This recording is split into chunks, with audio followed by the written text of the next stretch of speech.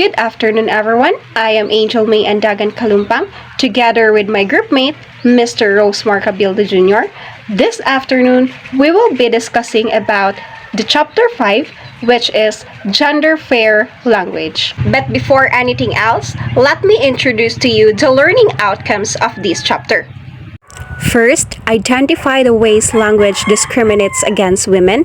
Second, state forms of discrimination in language. And lastly, explain how gender fair language can be realized. What is gender fair language? Gender fair language, or the GFL, aims to reducing gender stereotyping and discrimination. There are two principles or strategies that have been employed to make languages gender fair or treat men and women symmetrically. These are neutralization and feminization. Language is a potent tool for how humans understand and participate in the world. It can be shape how we see society, as it is also part of the culture. Language is very important part of any culture. It is the way by which people communicate with one another, build relationships, and create a sense of community. And based on my research, there are 6,500 spoken languages in the world today, and each is unique in its own number of ways. In this regard, language is not a neutral force. It reinforces certain ideas about people, including gender. Next is violations of gender fair language. So what is sexist language? Sexist language is a tool that reinforces unequal gender relations through sex role, stereotypes, microaggressions, and sexual harassments.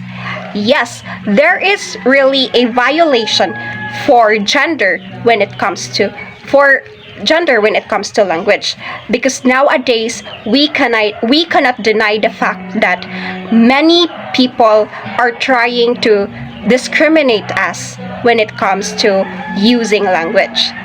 Even if you are doing reportings, you will be bullied because of your pronunciation, because of the way you deliver the lesson.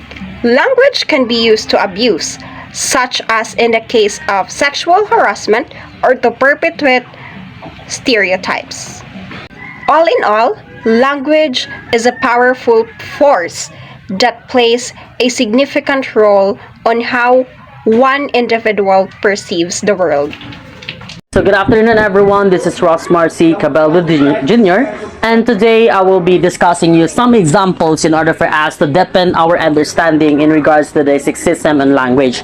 So we all know that sexism and language are languages that is being used to perpetuate or to express dominance when it comes or discriminating a specific gender. And these type of scenarios are really common, especially for women. So here is a example.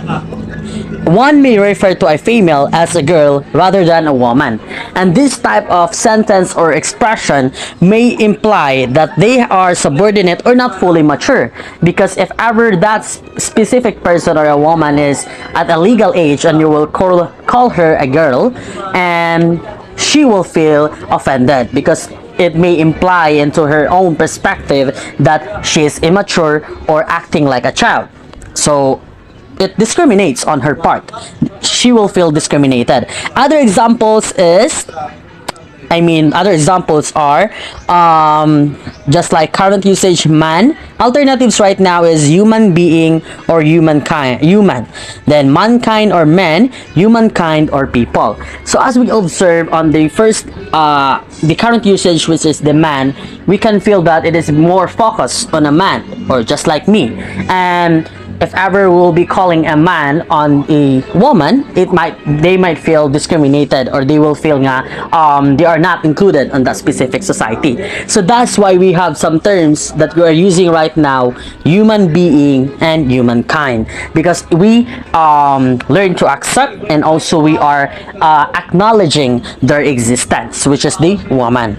And then there are other examples just like man-made or man-made, and right now it is already manufactured, synthetic, artificial. So wherever we have seen some specific products, all in terms that we are going to use, the term that we're going to use, it is man-made. So in that term, even though there are some women who are really working to make those type of products, they will feel that it is really focused on men. So still it will be it feels like discriminating a specific gender. That's why we have some alternative terms that we're currently using nowadays, and that would be manufactured, synthetic, and artificial.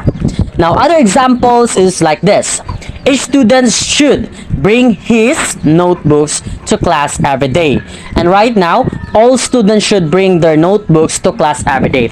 So this type of statements or sentences, it is being commonly used before on some mode of instructions in our school, and the a specific quizzes, quizzes, and mostly in school. So when our teachers before are making instructions, the pronoun that they are using to address all of the students, it is the word his, or this is the pronoun his.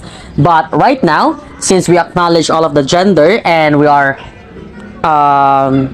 accept all of it, so that's why we have the all students. So instead of the pronoun his, we'll be using the all students. Other examples: anchorman. Those are terms ending in a man, so refer to a functions that may be performed by individuals or other sex, like anchorman, businessman, cameraman, chairman, congressman, fireman. And the alternatives for these terms are anchor, anchor person, business executive rather, manager or owner, camera operator, photographer, cinematographer, chairperson, chair representative, member of Congress, legislator, and firefighters. So these examples like anchorman, businessman, those are roles that are being performed by a specific individual, and these are being called in that specific names. Even if you are a woman and you are working on a business, still you will be a businessman. But right now, just to avoid the discrimination when it comes to a specific gender, we have some manager, business executives, that's just to make them feel that they are being acknowledged. So like fireman, there are some terms also in language that we cannot change. We cannot just change like fireman into firewoman. We don't hear those type of terms. That's why right now we're using firefighters rather, to avoid discrimination. And other examples: foreman, policeman, salesman, spokesman, sportsman, statesman, watchman. So alternative: supervisor, police officer, law enforcer, salesperson, sales representative, sales agent, spokesperson, representative, sports enthusiast, diplomats, political leaders, and guards. So as I have mentioned a while ago, there are some terms that we cannot just change into a man rather, to a woman. Just like foreman, we cannot use or change it into forewoman. But in order for to acknowledge their role as a woman, a specific gender, without discriminating them, we are using supervisors.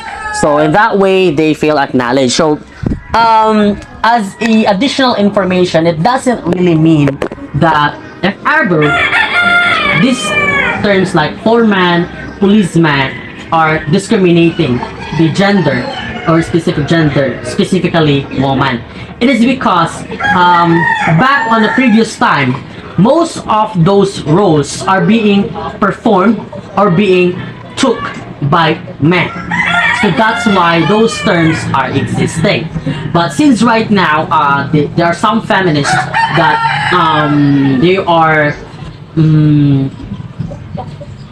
they are promoting equality when it comes to gender. Like most of the things that can be done by men will also possible to be done by women. So that's why we are currently changing our language into alternative terms to make them feel that they are being acknowledged and to prevent discriminations in genders. So that would be all. This is for my part. Thanks. Many gendered assumptions are present when it comes to language. Language defines men and women, as seen in common adjectives associated with these gender. Unequal relations can stem from statements that trivialize one gender experience or perpetuate one gender supremacy. It evaluates gender in so much language that trivializes or devalues certain characteristics.